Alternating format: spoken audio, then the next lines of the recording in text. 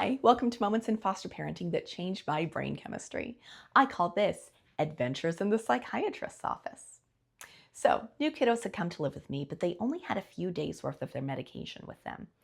Unfortunately, they were on ADHD medication, and this is highly restricted. I couldn't just call in a refill. I had to make a new visit with a psychiatrist, but that took forever. So by the time we finally wake our way into the office, these kids are highly unmedicated. Now I got them settled with those like optical illusion type books. They seemed engrossed in those. But then the nurse called me back to talk to the psychiatrist alone. So against my better judgment, left the kiddos, go back, talk to the psychiatrist, and by the time I come back to the waiting room, the kids are no longer looking at the books. Oh no. No, they're crawling around the ground. Back ends in the air. Most people were ignoring them, thank goodness. But one woman was staring them down, jaw agape and everything.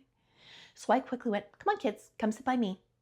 Well, one of them jumped up and said, "But we're inchworms." I laughed. I said, "That's great. Love that for you, but come sit by me." And they did. But the woman kept staring. And she finally said, "Are they yours?"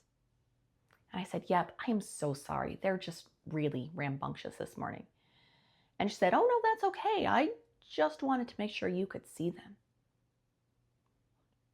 She goes, "I was worried I was hallucinating. Thought I was going to have to ask Doc to double up my meds." I felt terrible.